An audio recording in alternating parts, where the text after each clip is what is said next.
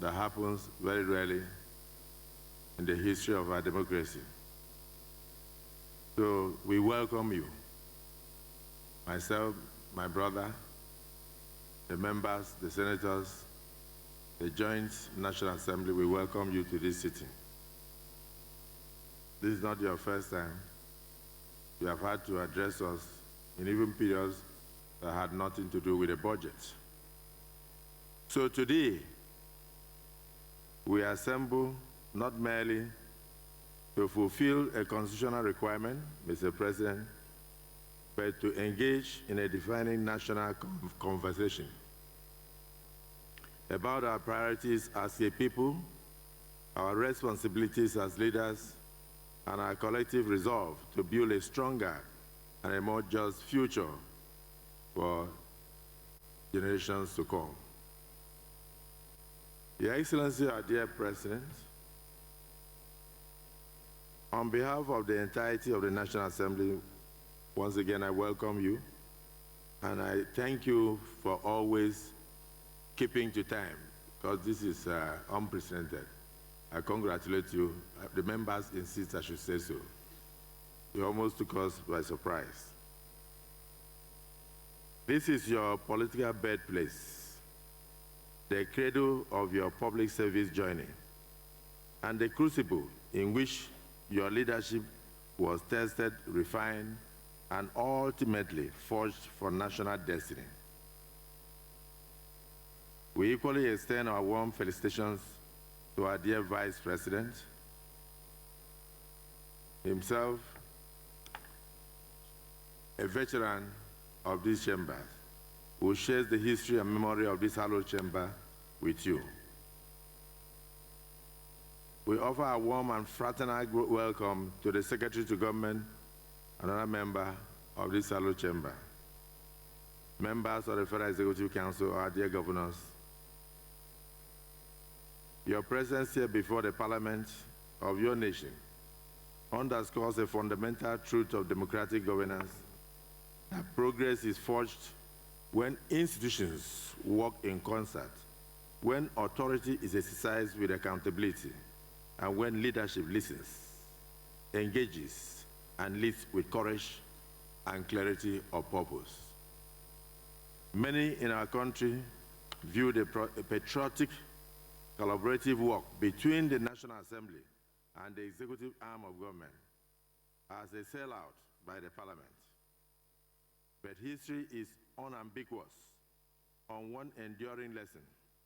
Nations advance when the executive and the legislature work in concert, and they falter when the two become locked in hostilities. In the United States, the era of Franklin Roosevelt, New Deal stands as a classic illustration. Faced with the Great Depression, an aligned Congress partnered with the executive to pass sweeping legislative reforms in the banking sector, in social security, infrastructure, investment, that stabilized the economy and reshaped American society for generations to come. Similarly, post-war Britain, United Kingdom, witnessed remarkable reconstruction because Parliament and the government of Clement Attlee, the then Prime Minister, acted with shared purpose, creating the National Health Service, rebuilding a shattered nation. In each case, progress flowed out from unanimity of opinions, but from institutional cooperation anchored in a common national interest. It is pertinent to note, Mr. President, that history has often distilled its lessons into simple truths. One of them is this: great nations are not built by perfect conditions, but by leaders who make hard choices together with their parliaments. By contrast, stagnation has often followed periods of executive-legislative warfare. In the later years of the Roman Republic, constant power struggles between institutions particularly between the magistrates and the Senate, paralyzed government, weakened institutions, and paved the way for the collapse of the Roman Empire. More recently, repeated government shutdowns in the United States, triggered by budgetary deadlock between Congress and the executive, have disrupted public services, shaken investor confidence, and slowed the momentum of the American economy. Across history, Mr. President, and continents, the pattern remains consistent. When the organs of state treat each other as adversaries, the nation pays the price. But when they act as partners under the Constitution, stability deepens, reforms take root, and progress becomes possible. It is within this spirit of constitutional partnership, not rivalry or civility, that great national decisions like budgeting acquire meaning and also take momentum. Budgets tell a story. Show me a nation's budget and I will tell you its priorities, its fears, and its hopes. They reveal what a nation truly values, expose what it is prepared to confront, and chart the future it seeks to build. The 2026 appropriation bill you are about to present before us is therefore far more than a compilation of figures. It is, for us, a statement of intent, a reflection of priorities, a record of difficult choices, and a roadmap for the next phase of Nigeria's national renewal. Over the past year, our country has navigated a period of significant transition in the midst of very difficult challenges. Families have felt the strain of rising costs, businesses have adjusted to a changing economic environment, young Nigerians have asked hard and legitimate questions about opportunities, fairness, and their place in the nation's future. Insecurity has tested our collective resolve and reminded us that peace is not a gift that we inherit, but a responsibility that we must constantly defend. Yet, history also teaches us something enduring. Nigeria does not retreat in the face of difficulty, Mr. President. We confront difficulties. We confront it with resilience forged in adversity, with faith in our shared destiny, and with an unyielding belief that tomorrow can be better than today.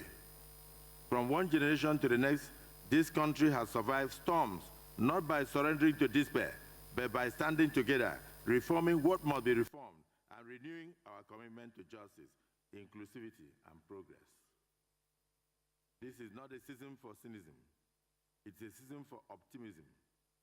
Not a moment for resignation, but a call to responsibility by government, by institutions, and by citizens alike. Every challenge before us is also an invitation to build a more equitable economy, to secure our communities, to restore trust in public life, and to ensure that the promise of Nigeria is not postponed, but delivered today. The 2025 budget was introduced at a moment that demanded uncommon courage.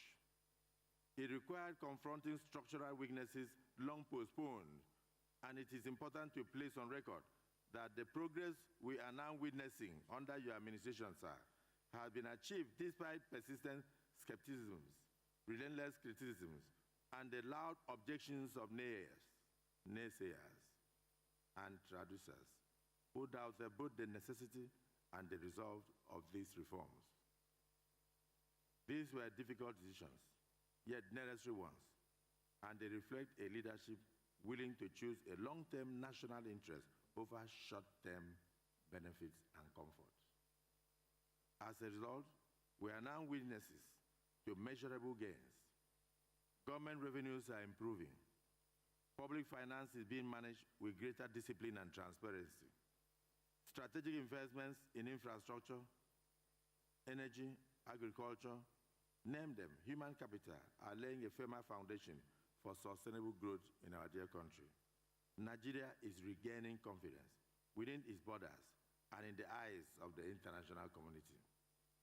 Over the last 1 year, the 10th Senate, working in concert with the National Assembly, its brothers, has recorded one of the highest levels of legislative output in the history of our nation, passing record number of bills, including landmark legislations on security, economic reform, governance, judicial administration, electoral integrity, infrastructure development, and social protection. Some momentous outcomes of this legislative productivity are bills that have fundamentally reshaped Nigeria's reform architecture. The Senate, working with the House of Representatives, passed critical security sector legislations that strengthen coordination among security agencies, enhance intelligence sharing, and reinforce the legal framework for combating terrorism, banditry, and transnational crimes. Far-reaching economic and fiscal reforms. Those bills provided statutory backing for subsidy rationalization, public finance discipline, revenue mobilization, improved accountability in the management of national resources, landmark governance, and judicial sector legislation modernize court administrations, improve access to justice, reduce procedural delays, and strengthen the independence and efficiency of key democratic institutions. Electoral and political process reforms are also being looked into to deepen the transparency, safeguard electoral integrity, and reinforce public confidence in democratic outcomes. In addition, transformative infrastructure, energy, and social protection legislation laid the legal framework and foundation for accelerated capital inflow into our dear country. The power sector reform, housing delivery, targeted support for the vulnerables, collective decisions, not merely adding to the statute books, but translating reform and intent into enforceable policy, stabilized governance, providing the legal scaffolding upon which your government is recovering the long-lost trust that Nigerians had for government. Prosperity is on the way under your renewed hope agenda, Mr. President. Progress still must be translated into prosperity, as you keep saying. Too many Nigerians continue to struggle with the cost of living. Too many young people seek dignified employment. Too many communities remain burdened by insecurity. Whenever we lose anyone to insecurity, a senator, a representative, or anyone of our constituents, we share in the pain of the bereaved families. And you do so too, through the various visits that you have made to the Middle Belt and other places, Mr. President.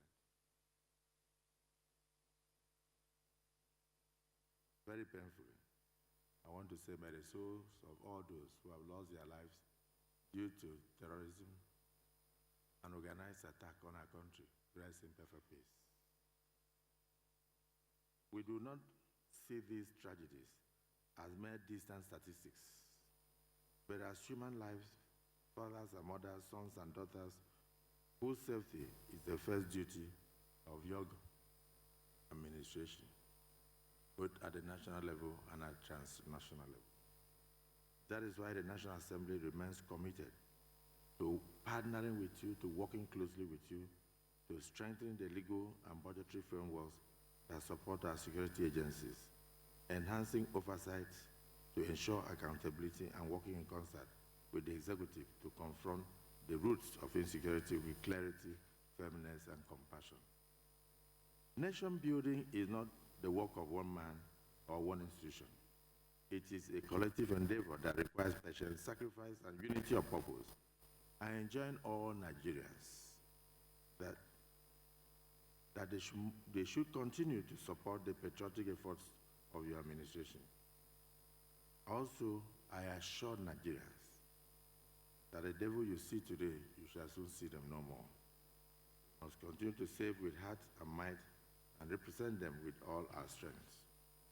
Let us pause here and congratulate our President, President Tinubu. One, for your prompt response to the call to defend democracy in our neighboring states of Benin Republic. You responded to that call, Mr. President, and that country is at peace. Congratulations. You made every Nigerian and every Democrat in the world proud When freedom is threatened anywhere, freedom is at risk everywhere. So, Mr. President, the path of reform is rarely comfortable, but it is the only path that leads forward. Be encouraged. The National Assembly stands ready to work with you. We are working with you to strengthen the works that you are doing, to refine what must change, and to ensure that every naira appropriated serves the people who earn it. Many of us from agrarian societies know the story of the baobab tree. No single man plants it for himself, and no single generation enjoys its full shade. It is planted by those who may never sit beneath it, for it takes decades, sometimes centuries, to reach maturity. Yet it is planted all the same by patriots, because posterity will one day share and shed the shelter. The planters ensure and endure the labor. Those who come after enjoy the comfort, but the village prospers because everyone agrees to protect it and to water the tree. That is the spirit of the renewed hope agenda. That is the meaning, the demands of budgeting. It is not about the applause of today, but the shade of tomorrow. Not about our labor, but who will benefit. It is only when leadership and institutions act together as planters, not spectators, that the tree of national prosperity can truly grow. We welcome you, Mr. President. To fellow Nigerians, our national story has never been one of perfection. It has always been a story of perseverance, a people who debate passionately and boldly. Let me say, Mr. President, that the National Assembly is ready for you. We are ready to receive the 2026 budget. We share in all the pains you have gone through in the last 1 year, and we also share in the joys and applause of the reform agenda of your administration. Only one concern, Mr. President. As we direct the security agencies to withdraw policemen from critical areas, some of the National Assembly members said I should let you know that they may not be able to go home today because they may be picked up. So on that note, we plead with the President for a review of the decision. May God bless you. May God bless the Federal Republic of Nigeria. And may God bless our National Assembly.